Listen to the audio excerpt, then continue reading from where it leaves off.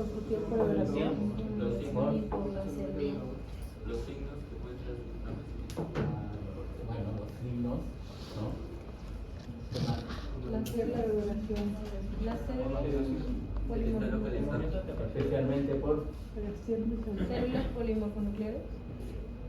eso puede ser en el examen auxiliar, aumento de polimorfonucleares, puede ser en los exámenes biológicos de patología con la presencia de polimorfonucleares, también en las biopsias o en los tejidos, pero generalmente en cuanto a evolución, tiempo de evolución, 4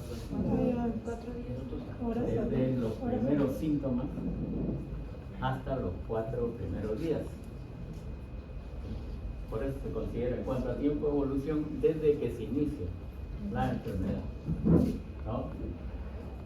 Pero cuando hagan ustedes semiología, que es la interrogante a los pacientes, ustedes van a tener que saber preguntar al paciente.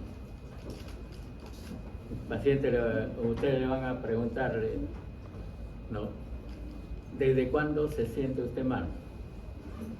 Él le va a decir desde ayer, ¿no? He estado mal con decaimiento general, ¿no? Sin apetito, ¿ves?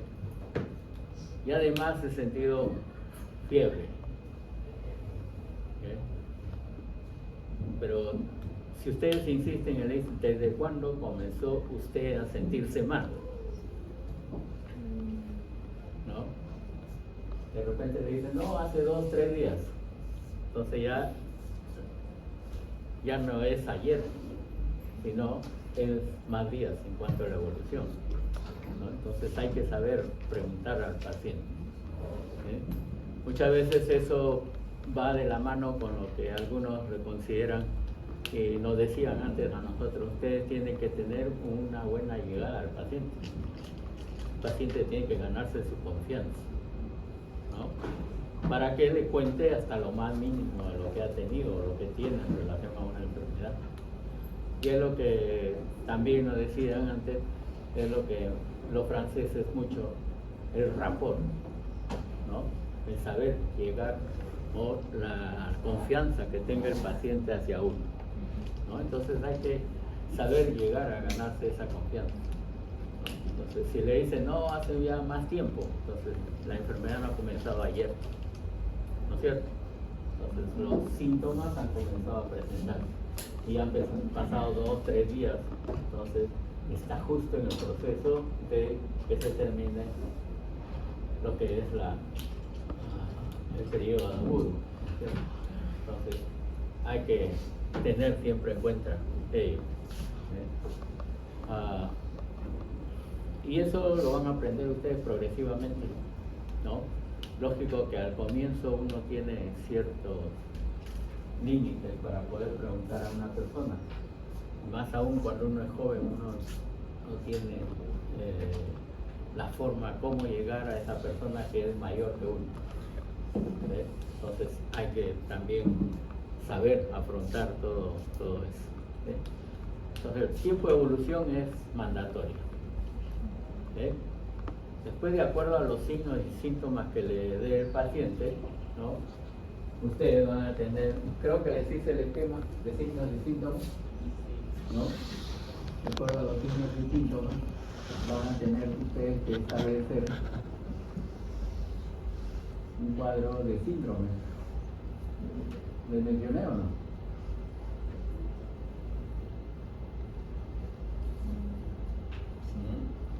¿Qué viene a ser un síndrome? Conjunto de signos, claro, es lo que estoy manifestando, un conjunto de signos distintos que no tienen un agente definido, ¿no es cierto? Entonces, ustedes pueden tener síndrome respiratorio, pueden tener síndrome febril, ¿no? La fiebre por sí solo es un signo y es un síntoma, también les mencioné, ¿no? Entonces, y la fiebre específicamente, cada vez que se presenta en una persona es porque tiene una infección, caracteriza la infección. eso ya ustedes van equilibrando, colocando que si hay fiebre hay infección. Ahora va a depender de los demás síntomas, ¿no? Por eso es que en los casos clínicos que les pidan, siempre hagan el ejercicio con los pocos signos, síntomas que le dan, hagan ese ejercicio, establecer un cuadro de síndrome. Después de los síndromes tienen que ver qué exámenes auxiliares hay en la historia clínica que se les otorga. ¿Sí o no?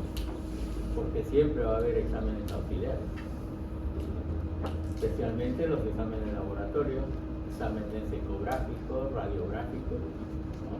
Entonces van a tener ustedes donde apoyar lo que elaboren ustedes como síntoma. ¿Y qué es lo determinante para dar un diagnóstico definido?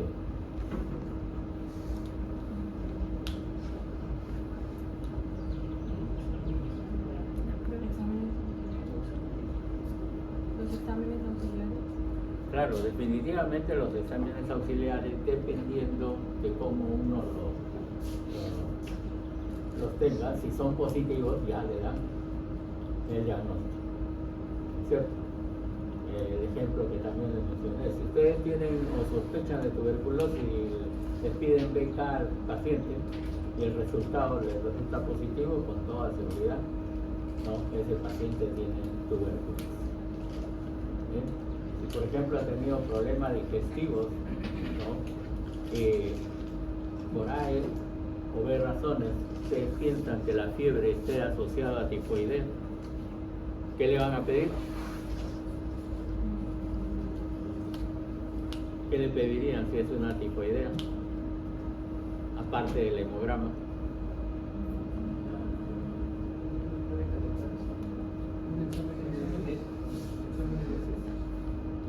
¿Ese por qué? Cultivo. Ya se puede esperar el cultivo, pero el cultivo por lo menos demora más de 4 días. Algo inmediato. Hay una prueba serológica, ¿cuál es? Se llama aglutinación. Aglutinaciones típicas, ¿no? Aglutinaciones típicas que son inmediatas, ¿no? En el laboratorio le van a pinchar el dedo, una gota de sangre, y se le agrega a esa gota de sangre el antígeno, porque es una prueba antigénica. ¿Okay? El antígeno, que es para tifoidea, que es de 2 tipos. Seguramente les han dicho en microbiología, ¿o no? ¿Qué antígenos se utilizan para diagnosticar tifoidea? El antígeno O, que es el antígeno somático, típico O se le llama, y el otro antígeno que es el típico H, que es el flagelar, porque hay que calcular o recordar que la salmonela es una bacteria que tiene flagelos. Entonces el cuerpo va a causar lesión y los flagelos también, ¿cierto?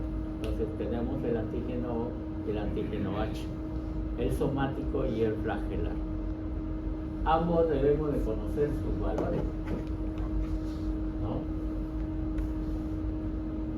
Porque ¿qué pasa si es que nos resulta negativo? Nos descuadra la elaboración de diagnóstico que vamos a tener, ¿cierto? Pero hay que tener en cuenta también cuándo se pueden pedir esas aglutinaciones, porque ¿qué tiempo dura la tifoidea? O la evolución, mejor dicho, para confirmar tifoidea. ¿La tifoidea es una enfermedad crónica o aguda?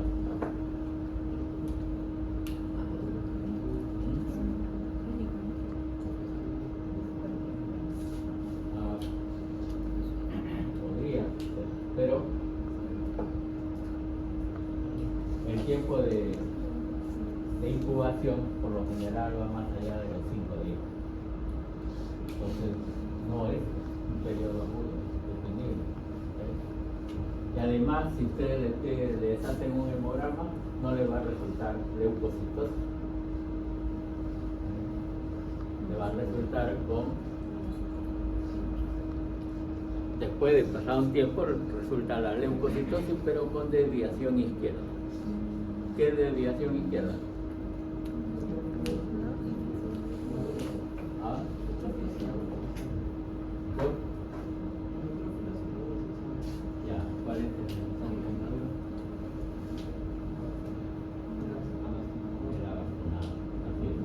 es el neutrófilo más joven que podemos encontrar en la periferia. Y eso nos puede indicar de que tenga una tifoidea, ¿por qué? Porque van a estar incrementados, ¿no? La relación entre neutrófilos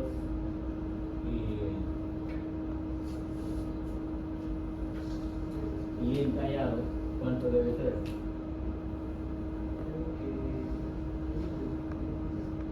¿Cómo? Hay relación siempre, ¿no? Como este es el elemento más joven, no va a estar aumentado, ¿no? en un hemograma normal. Casi siempre se considera que es un abastonado por cada 10 o 12 segmentados, ¿no? Entonces, esa es la relación que debemos tener presente. Si está dentro de ese rango, prácticamente el abastonado está en cantidades normales y no representa mayor riesgo para la unidad diagnóstica que podemos tener. Pero si pasa el tiempo, de repente hay una leucopenia, bajan los leucocitos, aumentan los linfocitos y los abastonados se incrementan. Ahí sí. Pero conforme van pasando los días, el paciente va a sentir fiebre casi intermitente, ¿no? que le va a graficar una curva que es característica, ¿no? En la tifoidea, la temperatura siempre va a seguir incrementando. Entonces, en la tifoidea pueden tener, ¿no? Muchas veces una leucopenia, baja de leucocitos, pero con incremento de abastonado. Eso es orientado hacia tifoidea. Y si le hacen las aglutinaciones, ¿no? Con mayor razón, van a salir positivos el antígeno O y el antígeno H. El antígeno O por lo general es siempre mayor 1/80 para que sea positivo, mientras que en el antígeno flagelar o el H es 1/40. Mayores a esta cifra nos confirma tifoidea. El cultivo demora más tiempo, como les repito, pero ¿en qué hay que hacer el cultivo? ¿Placa Petri o qué? ¿Ah? Ya, en todos los cultivos por lo general se utiliza gas. Pero para tifoidea es hemocultivo.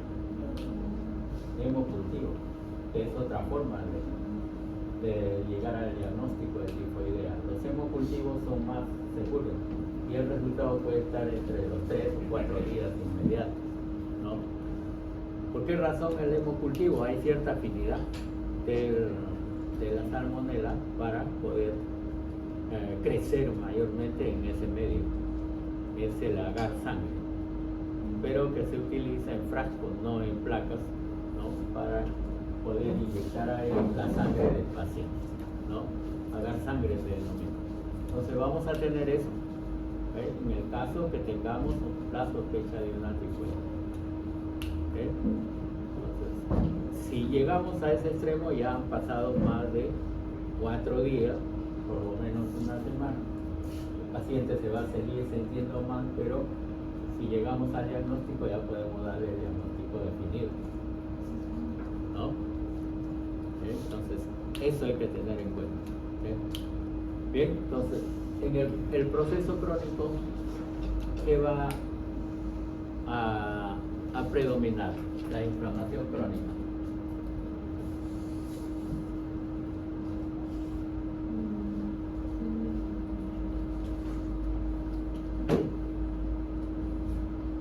tipo de evolución?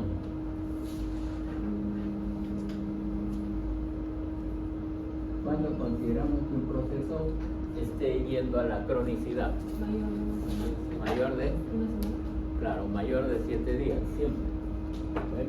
Tiempo de evolución es mayor de 7 días de molestias en el paciente. ¿Eh? ¿Qué habrá en un hemograma?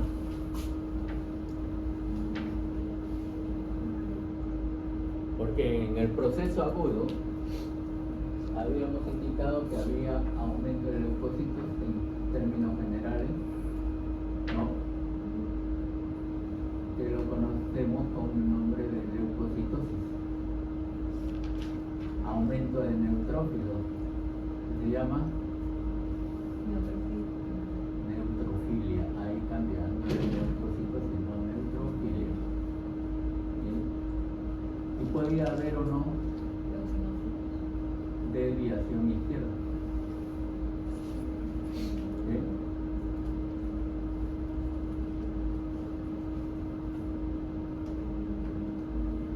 Podría haber o no desviación izquierda, es decir, el incremento de los abastonados. En cambio, ¿qué sucederá en la inflamación crónica?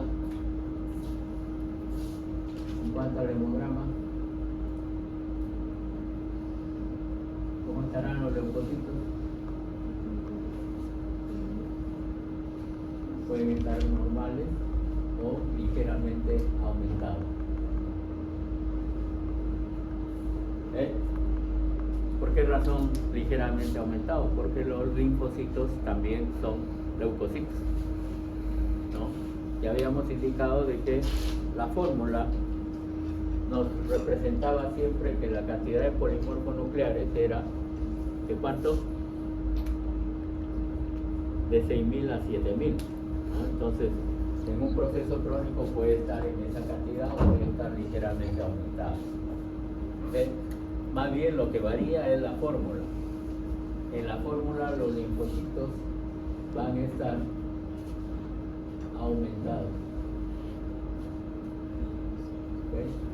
Y eso es en el hemograma, en la fórmula. Si los linfocitos aumentan, ¿cuáles disminuyen?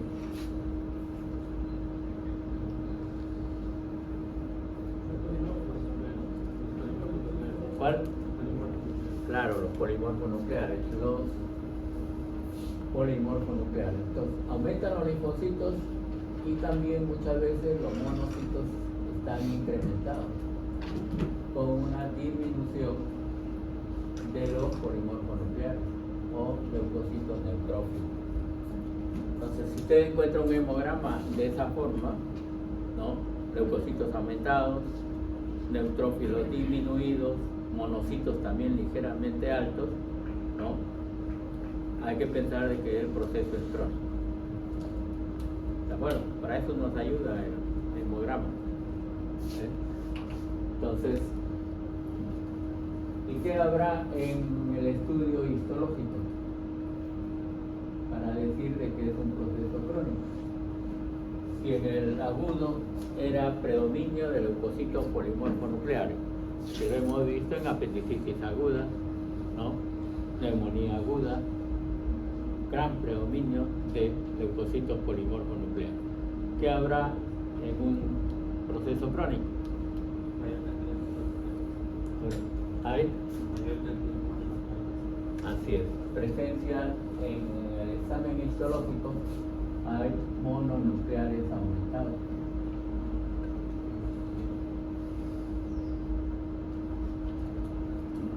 Incrementados. A veces de forma bastante notoria. ¿Y qué elementos consideramos mononucleares? Linfocitos y monocitos. Linfocitos, monocitos, les falta uno. ¿Cuál más?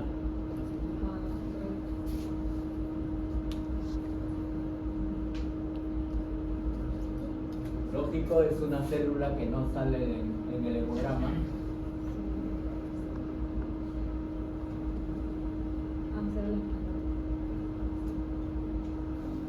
Las células plasmáticas. También es mononuclear. ¿De dónde se origina la célula plasmática? ¿Se acuerdan? Del linfocito B. Muy bien. ¿No? Es una transformación, una evolución del linfocito B que se transforma en una célula plasmática. Pero esa célula no se encuentra en el hemograma. ¿O sí? ¿Se podrá encontrar en el hemograma la célula plasmática? No, ¿no es cierto? Porque normalmente no circula por nuestra sangre. Por lo general en los tejidos se puede observar por el proceso inflamatorio o infeccioso crónico. ¿Y qué pasa si lo encontramos en sangre? Si hay células plasmáticas en sangre, un hemograma, por ejemplo, se encuentra en un paciente. ¿Ah?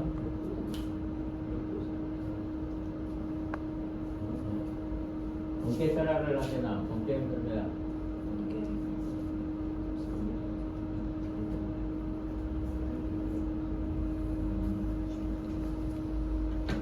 Acuérdense que hay, todavía no han hecho ustedes neoplasia, pero en neoplasia vamos a ver que hay una célula que está constituida por células plasmáticas, ¿no? Y que se le da el nombre, buenas tardes, de plasmocitoma, pero que es una neoplasia maligna que afecta por lo general a los huesos. Se le llama plasmocitoma o también se le da el nombre de mieloma múltiple. Mieloma, ¿por qué? Mielo, ¿con cuál lo relaciona?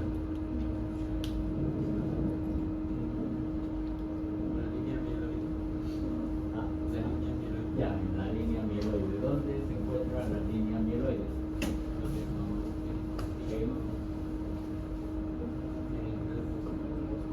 ¿En el hueso o en el hueso? Médula. Ahí se desarrolla con mayor facilidad, ¿no?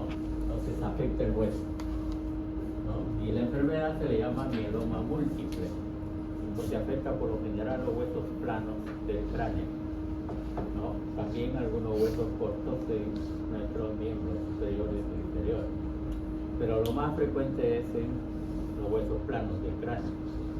¿Okay? Tal es así que se sospecha en mieloma múltiple en una persona, ¿no? Tiene que pedir una radiografía de cráneo. ¿Cómo han visto los huesos del cráneo en una radiografía? ¿Se acuerdan? El hueso siempre es todo opaco, ¿no? Radio opaco, mejor dicho. Se ve blanco, ¿no? No es radiolúcido. Entonces, si en el hueso encuentran ustedes zonas radioopacas, ¿no? Entonces, eso significa de que puede tener esa enfermedad ese paciente. ¿Ves? Porque se ven así, zonas radiolúcidas, que en radiología lo denominan como imágenes en saca-bocado, ¿no? Imágenes en saca-bocado, como cuando uno utiliza el instrumento para sacar bolas de helado, igualito, ¿no? Queda la imagen así. Entonces se le denomina de esa forma, imágenes en saca-bocado. Y ese tipo de radiografías es invariable en el diagnóstico para mieloma múltiple, que está dado por la presencia de esta célula plasmática que está dañando, lesionando el hueso, ¿no? Se le llama mieloma múltiple, algunos le llaman también plasmocitoma. Entonces, esta célula, si se encuentra en el hemograma, es patológico, de hecho. ¿Okay? Es algo similar a lo que se menciona, que nosotros no debemos de tener elementos leucocitarios inmaduros en un hemograma, ¿no es cierto? ¿Qué pasa si es que nos encuentran mielocitos, promielocitos? ¿Qué hay en nosotros? El hecho de encontrar elementos leucocitarios inmaduros en sangre periférica nos indica de que podemos tener una leucemia, ¿no? Y el diagnóstico se da en eso, precisamente. Elementos de estos leucocitos inmaduros en sangre periférica. Bien, entonces los mononucleares son los que predominan en un proceso inflamatorio crónico, sobre todo si es que vemos biopsias, ¿no? Como tejidos, ¿no? Linfocitos, monocitos y células plasmáticas. Siempre, todos son mononucleares, ¿no? El hecho de que tienen un solo núcleo. Muy bien. ¿Qué ejemplos tienen de enfermedades crónicas, de inflamación crónica? Artritis reumatoide. ¿Cuál? Artritis reumatoide. Artritis, ya. Las artritis siempre son crónicas, ¿de acuerdo? Y está mediado básicamente por célula linfocítica. Entonces va a haber un incremento de estos linfocitos. Y si se toma una biopsia de la lesión articular, vamos a encontrar lo que se conoce muchas veces con el nombre de panus, porque destruye el tejido, y a esa destrucción del tejido en la artritis reumatoide, ¿no? Por ejemplo, artritis reumatoide, ¿no? La imagen histológica se le llama panus, con nombre con doble N. Es una especie de granuloma, ¿okay? Pero que está simbolizando la destrucción de la zona articular. ¿Okay? ¿Qué otra enfermedad crónica? ¿La hemos visto o lo vemos ahora, creo? Es colecistitis. Colecistitis crónica. ¿Por qué es colecistitis? ¿Qué órgano te afecta? Vesícula biliar. Así es, la vesícula biliar, ¿no? Por lo general, las dolencias que una persona tiene de vesícula son precisamente procesos crónicos, ¿no? ¿Podrá haber colecistitis aguda? Sí hay. ¿Okay?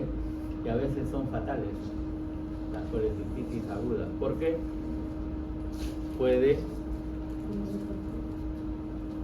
generar peritonitis si es que la vesícula se reviene. La colecistitis crónica también, pero con menos frecuencia. ¿Okay? Entonces podemos tener esos procesos. Colecistitis crónica, ¿no? Vesícula biliar. Generalmente, ¿qué más se forma en una colecistitis crónica? Los senos de Rokitansky. ¿Cuál? Los senos de Rokitansky. Claro, eso sí lo vemos histológicamente, pero macroscópicamente, ¿qué más presenta? La vesícula. Muy bien, presenta calcio, ¿no? Entonces puede ser simplemente una inflamación, pero puede tener cálculo. Como bilis densa. ¿Cuál? Bilis densa. Algo de bilis densa. Algo de bilis densa. Sí, la bilis va a normalmente estar dentro de la vesícula. Y precisamente la composición de la bilis da origen a estos cálculos. ¿Okay? Entonces, en algunas ocasiones hay bilis espesa, ¿no? Que está más condensada. También puede originar estos procesos, ¿no? Histológicamente, como dice su compañera, podemos encontrar el clásico signo de los senos de Rokitansky. También hay pielonefritis crónica. ¿Qué será pielonefritis? ¿Ah? Claro, la pielonefritis se denomina así al proceso inflamatorio crónico de la estructura renal, que por lo general a veces afecta la parte medular, ¿no? Ahí se inicia, Que recuerden ustedes que siempre les van a mencionar que las lesiones infecciosas del riñón son de tipo ascendente. Comienzan desde la parte más distal de las vías urinarias y progresivamente van ascendiendo hacia el riñón. Entonces, ¿por qué se le denomina primero pielonefritis? Porque se afecta el sistema pielocalicial del riñón. Ustedes van a tener progresivamente lo que es, ¿no? Claro, se afectan los cálices, ¿no? Pero cuando la inflamación ya ha evolucionado bastante.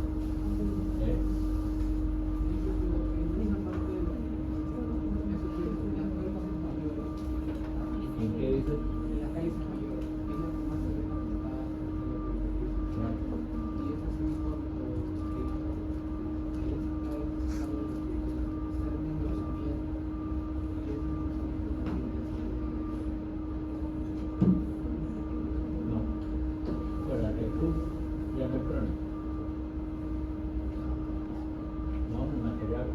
Siempre es agudo, leucocitos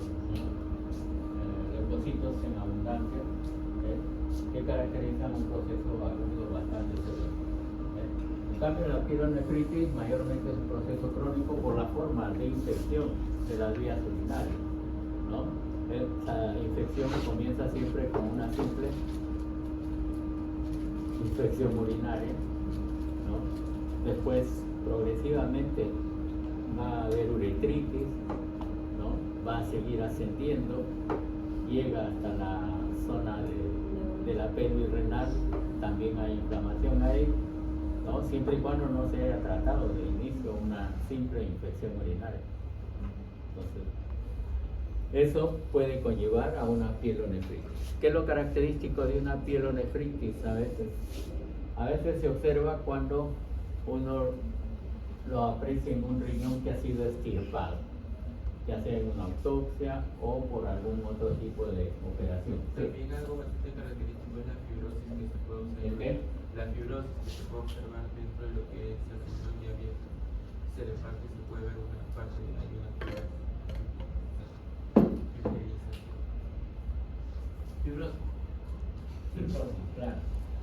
Recuerden que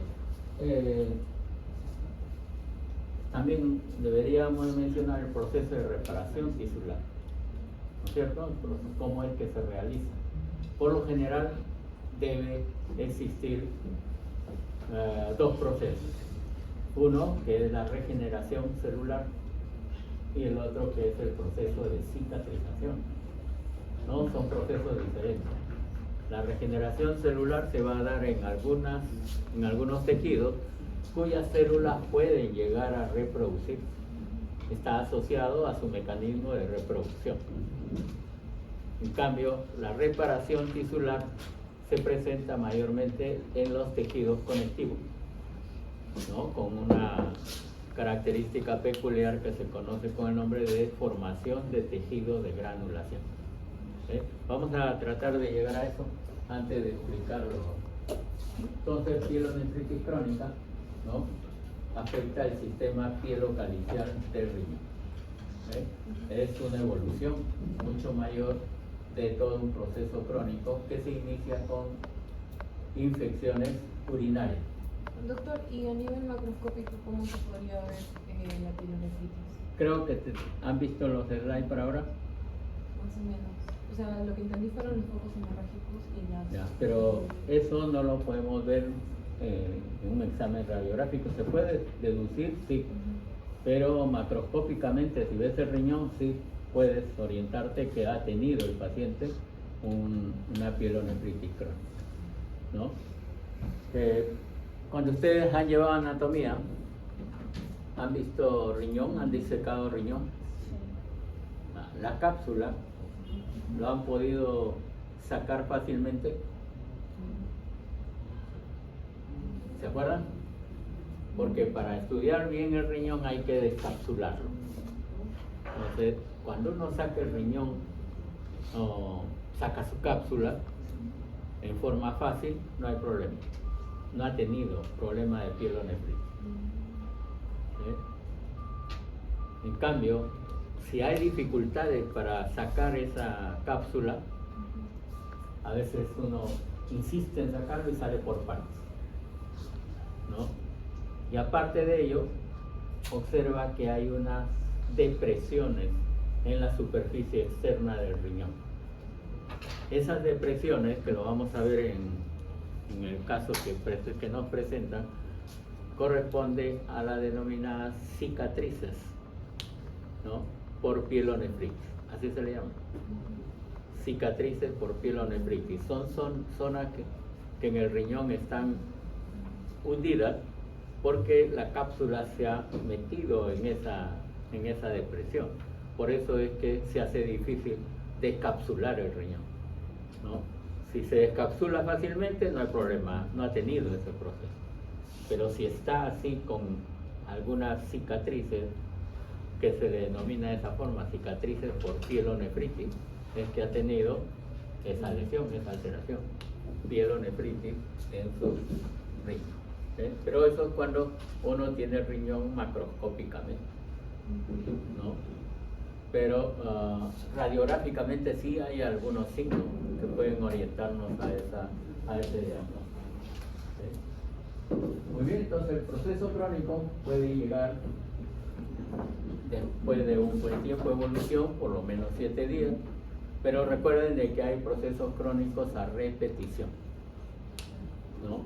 Por ejemplo, las neumonías crónicas, las bronconeumonías crónicas también, y eso se repite cada cierto tiempo, sobre todo en los periodos estacionales, ¿no?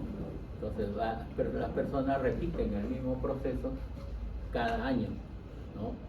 Entonces esos son procesos crónicos a repetición, y algunos lo denominan reagudizados, porque también hay la presencia no solo de la inflamación crónica, sino también de la presencia de leucocitos polimorfonucleares. Por eso hay que observar bien cuando tenemos una muestra si es que hay solo inflamación aguda o también hay inflamación crónica, ¿no? ¿Bien? La crónica granulomatosa también mencionamos, ¿o no? ¿Sí? Caracterizado por la formación de granuloma. Creo que habíamos dicho que había varias enfermedades, aparte de la tuberculosis. La prima hermana de la tuberculosis, que es la lepra, que también es producido por un Mycobacterium, ¿cierto? El Mycobacterium leprae. Pero creo que les dije además de que no solamente es el único Mycobacterium o los únicos Mycobacterium, sino también hay el Mycobacterium avium, que afecta a las aves, y el bovino, que afecta al ganado vacuno, ¿no? Entonces, toda esa escala animal también puede tener sus tuberculosis. ¿Okay? Todos son producidos por Mycobacterium. Incluso el Mycobacterium marino, que afecta a los seres que viven en el mar, ¿no? Bien, y el proceso inflamatorio crónico granulomatoso es lo que hemos mencionado también, ¿no? Que estamos diciendo.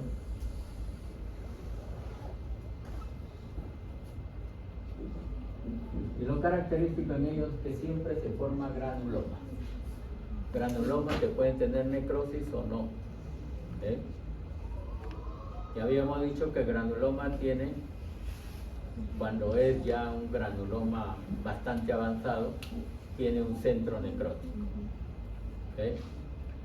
Va a tener, ¿qué otra célula? ¿Se acuerdan? El granuloma tiene un centro necrótico, ¿okay? Que puede ser necrosis caseosa. ¿Qué otro tipo de necrosis? Una enfermedad granulomatosa.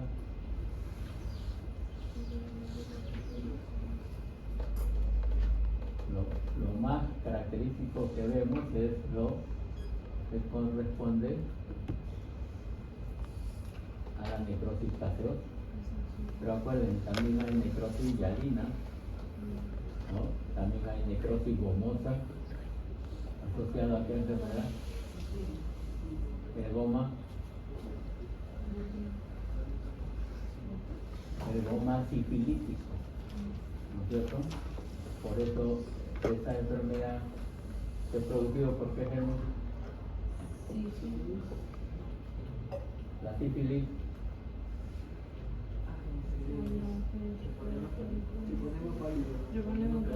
treponema pálido.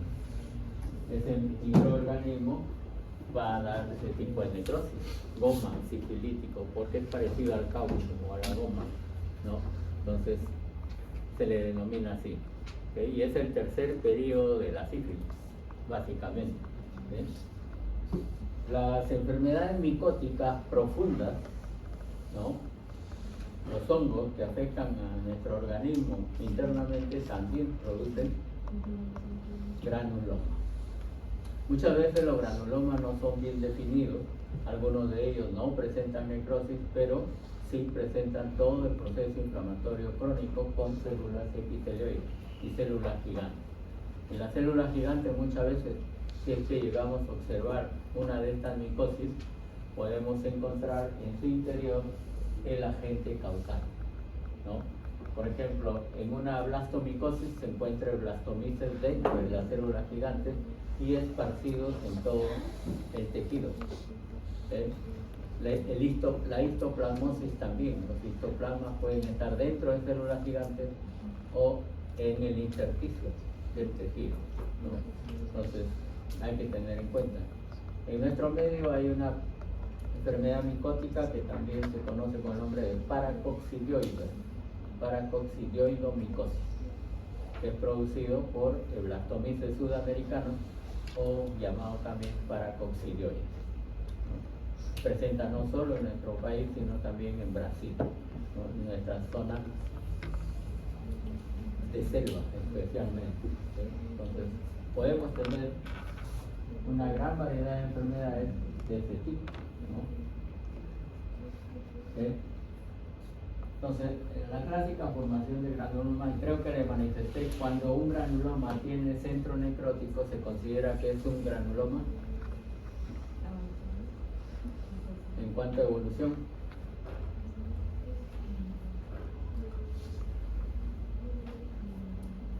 le manifesté que se consideraba como un granuloma viejo, ¿no? Porque prácticamente al haber transcurrido un buen tiempo, el organismo no se ha dado abasto para poder rechazar al microorganismo causal, y este microorganismo ha causado necrosis, ha matado el tejido en esa zona. ¿Sí? Pero, ¿qué hace nuestro organismo si sucede que los granulomas tienen necrosis? Se forma otro granuloma, pero sin necrosis. Si los que tienen necrosis se llaman viejos, los que recién se forman se llamarán granuloma joven, porque va a tener células epitelioides mayormente, que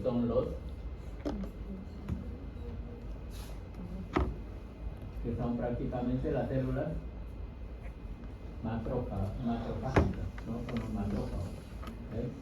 Va a haber células gigantes también, ¿no?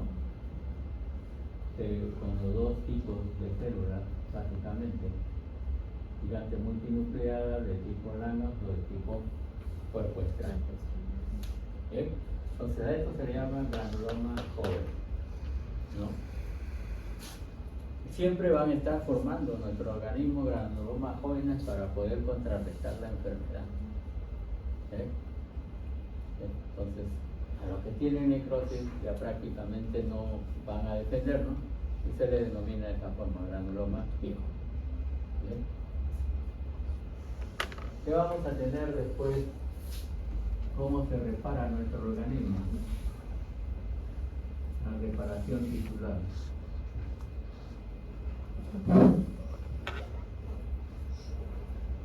Lo dicho que de dos formas, ¿no? Uno,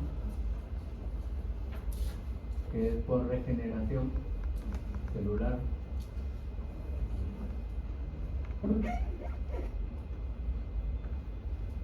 que va a estar asociado a lo que es el mecanismo de reproducción de nuestras células, ¿no? La reproducción celular. ¿Y todas nuestras células se reproducen? No, ¿no es cierto?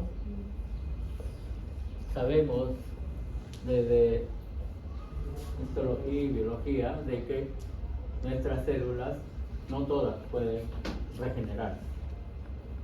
Y debido a eso se divide en cuántos tipos la célula. ¿Se acuerdan?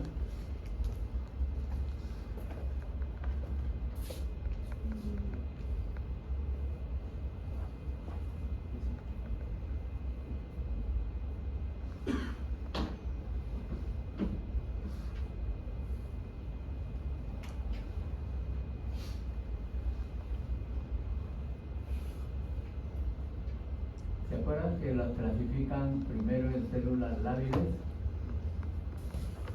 Segundo lugar, células estables o quiescentes, quiescentes también se llaman.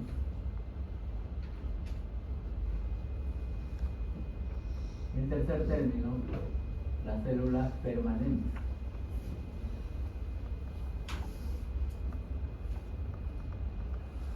Y eso está en relación a su capacidad de reproducción celular, ¿no?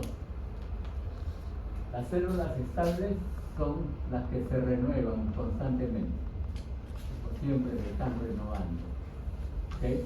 Su índice de reproducción es bastante notorio, ¿okay? Ejemplo, no, perdón, eso es en células lábiles, se renuevan constantemente, siempre están renovándose. Ejemplo, Células epiteliales. ¿la? Células epiteliales. nuestra piel, ¿no es cierto? Y las células epiteliales también de nuestros órganos internos. ¿Sí? Por ejemplo, la célula de nuestra piel, ¿cada cuánto tiempo la renovamos? Cada 120 días. ¿Cuánto? 30. Cada 30. 50. Ya, está por ahí. 15, 30. Por lo general es cada 5 semanas, ¿no? Pasado las 5 semanas nosotros estamos renovando nuestro epitelio, nuestra piel, ¿okay? Y si nos hacemos nuestra higiene diaria, más rápido la renovamos, ¿okay? Entonces, la piel es un ejemplo de células lábiles, constantemente se van a estar renovando. ¿Nuestros leucocitos también o no? Y hemos dicho el ejemplo, ¿cuánto dura un polimorfo nuclear?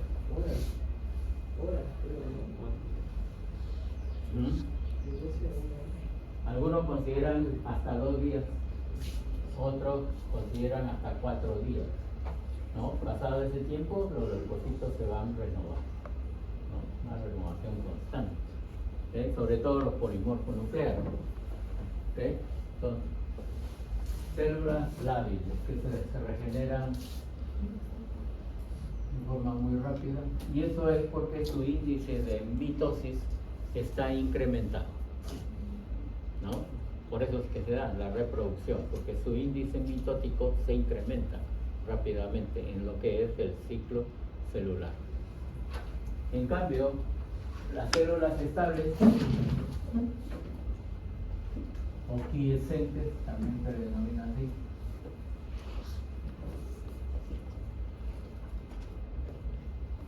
definitivamente esas no se renuevan constantemente, y para que se renueven necesitan de un estímulo, ¿no? De un estímulo para poder otra vez reproducirse, ¿no? En estos casos tenemos las células hepáticas en el hígado, ¿sí? Como ejemplo característico, ¿sí? Estas células no van a estar renovándose constantemente, van a necesitar de que haya un estímulo para poder reproducirse. Y por eso es que el hígado, cuando se extirpa por A o B razones en una persona, al poco tiempo está otra vez en su tamaño normal, porque necesita ese estímulo, ¿no?, de ablación o de extirpación de parte del hígado para que pueda reproducirse. ¿Ok? Y uno piensa, ¿por qué no se hace eso con el paciente que tiene cirrosis? ¿Por qué no se extirpa la parte del hígado que tiene cirrosis? Si es que el hígado se va a aumentar otra vez de tamaño. ¿Será posible? No. Por lo general no. El hígado, para que pueda realizar su proceso de recuperación o de regeneración, necesita estar en perfectas condiciones. ¿Ok? Más bien cuando hay una cirrosis ya no, porque su estructura citológica está alterada. ¿Ok? ¿Por qué un hígado hace cirrosis? Porque es un daño constante y que Ya. es irreversible. Las células de B4 que utiliza el pacitafil o colágeno. Ejemplo, un daño constante. Una hepatopatía alcohólica. Ya, hepatopatía alcohólica, cualquiera de los tipos de hepatitis, ¿no? Especialmente con hepatitis viral B, hepatitis viral D, ¿no? La hepatopatía alcohólica también desarrolla hepatitis, se le llama así, hepatitis alcohólica. ¿Eh? Entonces, todos esos procesos dañan el hígado. ¿Y qué hace el hígado para recuperarse? Comienzan a hacer entre comillas, postra, que quería el depósito de colágeno, purina, para no preparar el hígado. Claro, aumenta la fibrosis. Claro, las células de hito se vuelven fibroblastos. No. ¿O no? O simplemente... Las células de hito no se vuelven fibroblastos.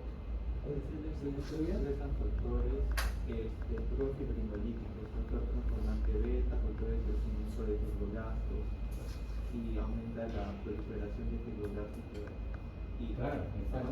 Eso sí se da. Eso sí. Pero la célula de hito no es el que va a destruirse y podrá formar fibroblastos. Más bien, la célula de hito produce colágeno. Acuérdense. ¿Se acuerdan? Que la célula de hito produce colágeno, aparte de intervenir en el metabolismo de la vitamina A y de tener lípidos en su citoplasma, ¿no? Entonces, la célula de hito produce colágeno. Por eso, algunos de inicio le echaron la culpa a la célula de hito por la cirrosis, porque la cirrosis es incremento del tejido conectivo o de fibras colágeno, ¿no?, que rodea a todo un grupo de células hepáticas y va a impedir que desarrollen su fisiología normal, ¿no? Por eso a esa fibrosis se le llama cirrosis hepática. ¿Okay? ¿De acuerdo? Pero tiene que haber un punto que incite a ese proceso de formación de colágeno, y precisamente es el daño celular, ¿no? Una hepatitis es un daño al hígado, ¿no? Y el hígado tiene que responder formando mayor cantidad de elementos fibróticos, ¿no?, como la fibra colágena, que es lo que vamos a mencionar en el segundo proceso. Entonces, células estables, el hígado. Células permanentes, ejemplo,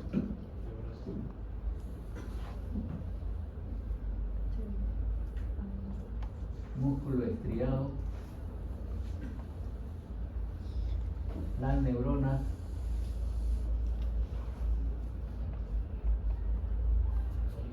denominadas así permanentes porque no se reproducen, no pueden regenerarse, ¿no? Aunque algunos estudios últimamente indican de que las neuronas sí pueden regenerarse o pueden reproducirse, pero no se ha demostrado fehacientemente hasta el momento, ¿no? Por eso son consideradas células permanentes, ¿okay? No hay, y el índice de reproducción salud de estas células es 0. ¿Okay? Muy bien, entonces esa es la regeneración celular. ¿Qué otro proceso de reparación tenemos? Cicatrización. Muy bien, la cicatrización.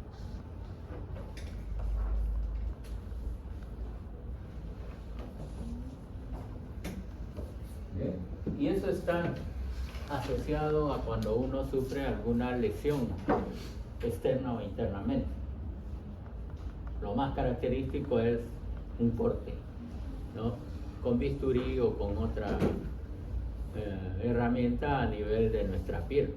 Y precisamente a nivel de la piel es lo que nos sirve para demostrar de que hay proceso de cicatrización, ¿no? Y esa cicatrización puede ser de ¿cuántos tipos?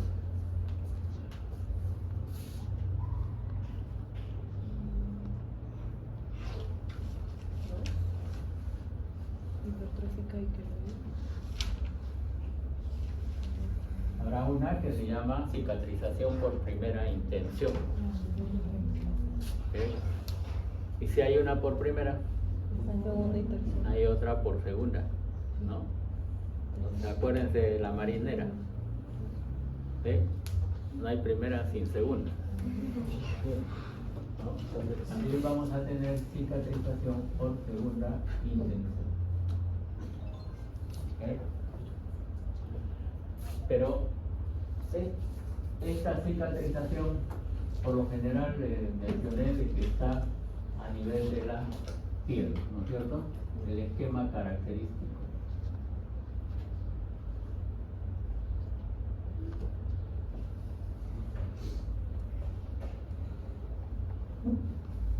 Bien. Un corte con un elemento que tenga filo, por lo general no va a dejar pérdida del tejido. Si haces un corte, el corte es horizontal o transversal o vertical, pero sigue siempre una línea definida. Y no hay pérdida de tejido, no hay pérdida de piel ni pérdida de tejido conectivo, ¿no es cierto? Entonces, ¿qué va a efectuarse acá en este mecanismo de cicatrización? Por lo general es un mecanismo de cicatrización por primera intención, porque no hay pérdida de tejido, de ningún tipo, ni en el epitelio ni en el tejido conectivo.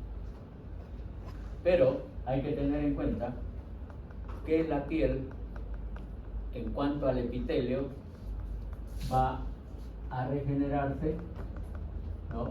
Y en el tejido conectivo cicatriza. Se regenera, ¿por qué?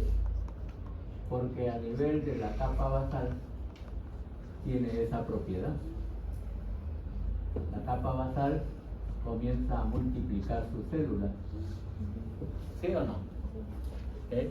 Entonces comienza desde la base. ¿Por qué? Porque la capa basal es el estrato germinativo.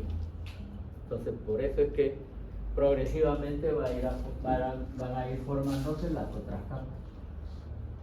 ¿Okay? Entonces se forman las demás capas del epitelio y al final cierran. ¿Okay?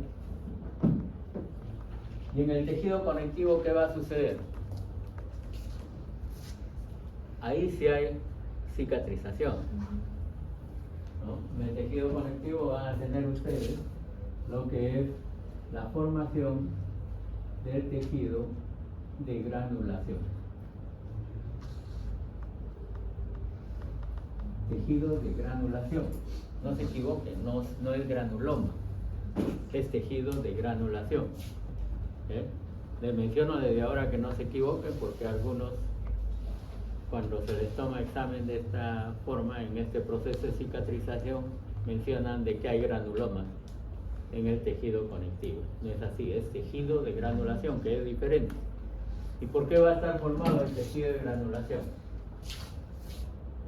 El tejido de granulación se forma por un incremento o de los vasos sanguíneos, o llamado también neovascularización.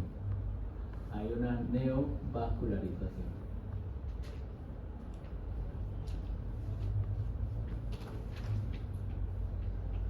va a existir un infiltrado inflamatorio, especialmente de polimorfo nuclear.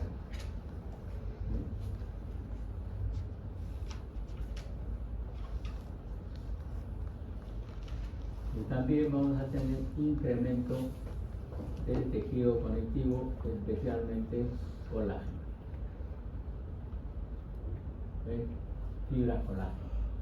Entonces, todos esos elementos son los que forman el tejido de granulación. ¿Ok? Al formarse este tejido de granulación, prácticamente esto también se elimina, ¿no? Ya no hay. Ya al final va a quedar huella. ¿Seguro? En la cicatrización por primera intención no hay pérdida de tejido. Al repararse no va a quedar huella. Si bien al inicio todavía reconocen ustedes de que ahí se ha efectuado la lesión, ¿no?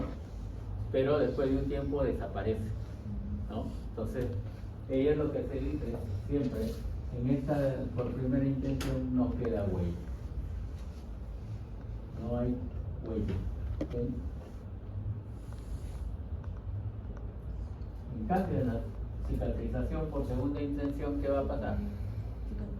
Por lógica, podemos pensar de que sí va a quedar huella, pero ¿por qué razón? La cicatrización por segunda intención es aquella cuando hay una lesión mayor.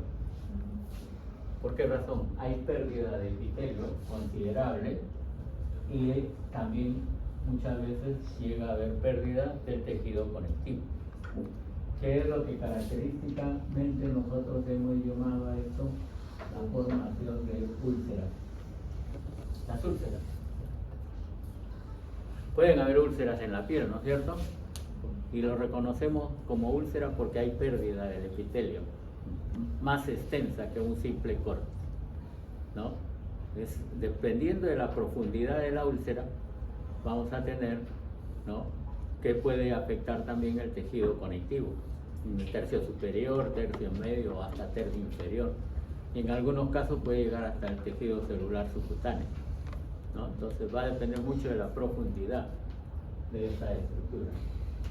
Entonces, ¿cómo se repara? ¿Cómo se repara este proceso de cicatrización por segunda intención? El epitelio siempre es igual a partir de la capa basal. Siempre se va a reparar partiendo de su capa basal. Se reproducen sus células, progresivamente va a ir afrontando extremo con extremo, ¿no? Se forma la primera capa, luego las siguientes y vamos a tener restituido el epitelio. ¿Okay? ¿Y qué va a suceder con el tejido conectivo? Igual que el anterior, pero con mayor nitidez, ¿no?, la formación del tejido de granulación. Aumenta más el tejido de granulación. ¿Okay? Entonces, vamos a tener la neovascularización, vamos a tener el incremento del tejido conectivo y mayor cantidad de inflamación, de leucocitos inflamatorios. Pero a diferencia del primero, que no dejaba huella, en esto sí queda huella. ¿Okay? ¿Por qué razón? Porque como hay una mayor cantidad de colágeno, ¿no?, se retrae la herida. Hay una retracción de la herida y ustedes van a acordarse siempre que han tenido esa lesión cada vez que la vean, porque queda la cicatriz, ¿no? Entonces acá sí queda huella. ¿Okay? ¿De acuerdo? Entonces va a haber una retracción de toda la herida. ¿Okay? Ustedes van a encontrar, ¿no?, Cada vez que la vean se van a acordar que hayan tenido una herida con pérdida de tejido. ¿Ok?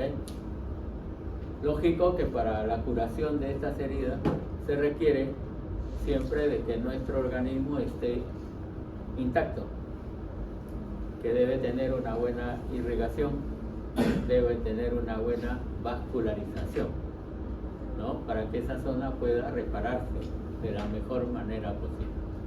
¿Sí? Pero habrá defectos en la cicatrización.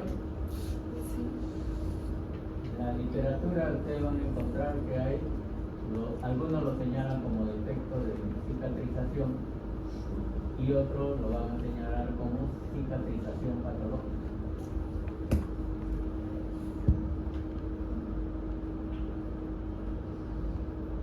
Y esta cicatrización patológica no solo sucede,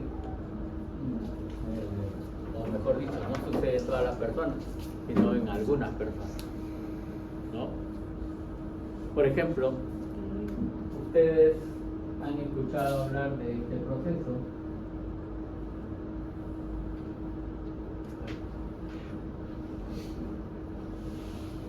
la cicatriz queloide o simplemente queloide, ¿no es cierto?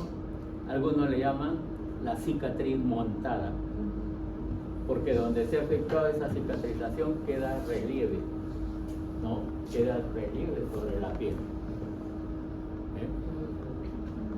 Esa cicatriz queloide se presenta, según la literatura, con mayor frecuencia en personas de razas de color. Pero en nuestro medio la pueden tener muchos, porque, bueno, según Atenor Orrego, nosotros somos una raza cósmica, ¿no? ¿Okay? Según otros, somos una mezcla de razas, ¿cierto? Y según Nicomé de Santa Cruz, siempre nos decía, el que no tiene de Inga tiene de Mandinga, ¿no? Entonces, la mezcla de razas. Entonces, muchos pueden desarrollar este proceso, ¿no? De cicatriz queloide, ¿no? ¿Okay? Por eso es que algunos aconsejan de que hay que averiguar, ¿no? Nuestros ancestros. Que de repente hay personas que tienen la particularidad de desarrollar este tipo de cicatriz, ¿no? Van al cirujano plástico. El cirujano plástico, sobre todo en razón a operaciones de la cara o del rostro, no les hace un buen interrogatorio, no averigua bien de cómo es su árbol genealógico, ¿no? Lo opera. Pero en lugar de darle solución a lo que quiere, va a resultar peor, ¿no? Imagínense, ¿no? Los cortes que se hagan y que desarrolle ese tipo de cicatriz lo deforma a una persona, o la deforma a una persona también, ¿no? Entonces, y en esos casos, el paciente puede demandar al cirujano plástico y tiene todas las de ganar. Y la demanda no es solo por miles de soles, millones, porque lo ha desfigurado al paciente o a la paciente, ¿no? Entonces, tiene toda la de ganar, por eso le digo, ¿no? Entonces, siempre hay que tener en cuenta, hay que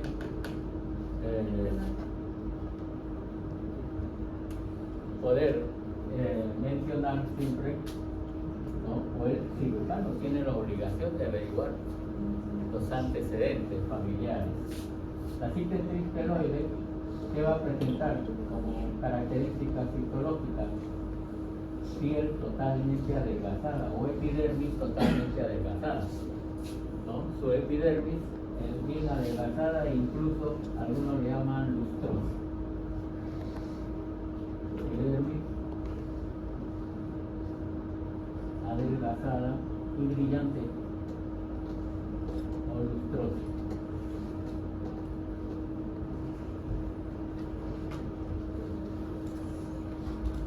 En la dermis ¿Por qué forma como cordones? Porque el tejido conectivo o el colágeno se ha incrementado, ¿no? Forma, por eso, como cordones, ¿no? Por incremento del tejido conectivo o del colágeno.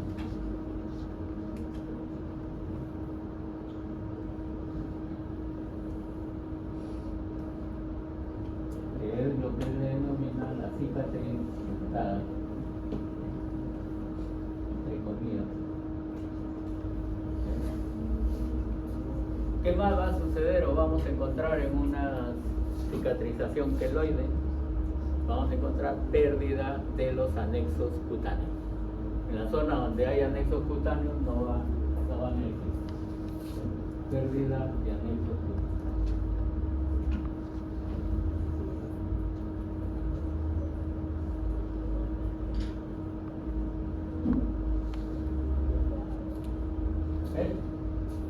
Hay una segunda alteración. La segunda alteración que se va a conocer es el clásico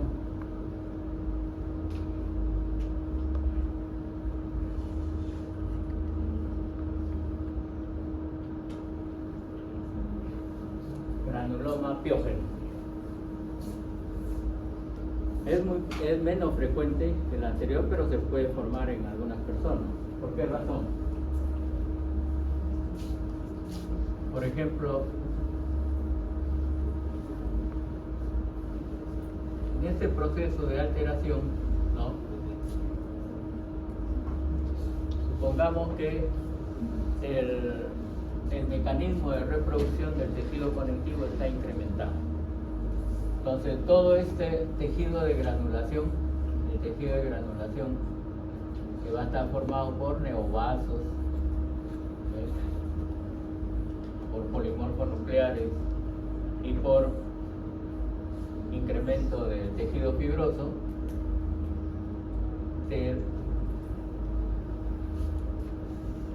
no deja que se afronte la célula del epitelio. Entonces lo que hace es crece, este tejido de granulación crece y se forma, ¿no? Como si fuese una lesión exofítica o sobre la piel, pero con una gran vascularización, con la presencia de los polimorfos nucleares y fibroblastos. Y se ve rojizo, adopta una coloración rojiza por la gran vascularización que tiene. Por eso se le llama granuloma piógeno. Piógeno además porque se incrementan los leucocitos polimorfos nucleares en esa zona. Entonces no deja que cierre la herida. Y en lugar se forma esa nueva lesión que se le denomina así, granuloma piógeno, ¿no? Que va a ser también no muy estético posible donde se forma. Entonces, ¿qué es lo que se puede hacer? Se extirpa, se afronta el tejido conectivo y se espera que el epitelio se regenere por sí solo, ¿no? Para evitar de que sobresalga el tejido de granulación, ¿no? ¿De acuerdo? Granuloma piógeno es el nombre frecuente que se le da, pero en sus textos está con otro nombre. ¿No? Pero tiene esas características. Algunos le llaman carne orgullosa, por lo rojo que se ve, ¿no? Carne orgullosa.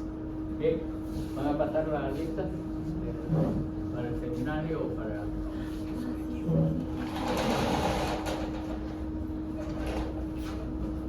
¿Tenemos tiempo?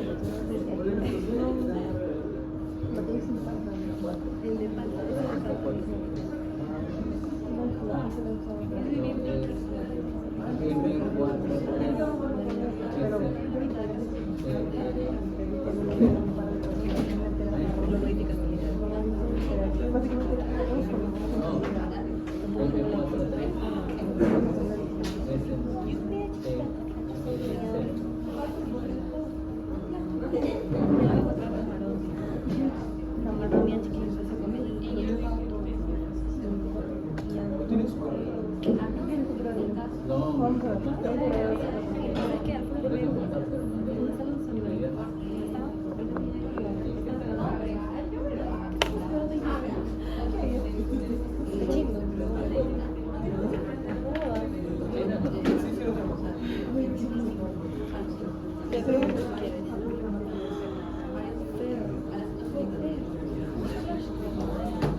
señor, yo me inscribo. Bien, te queda.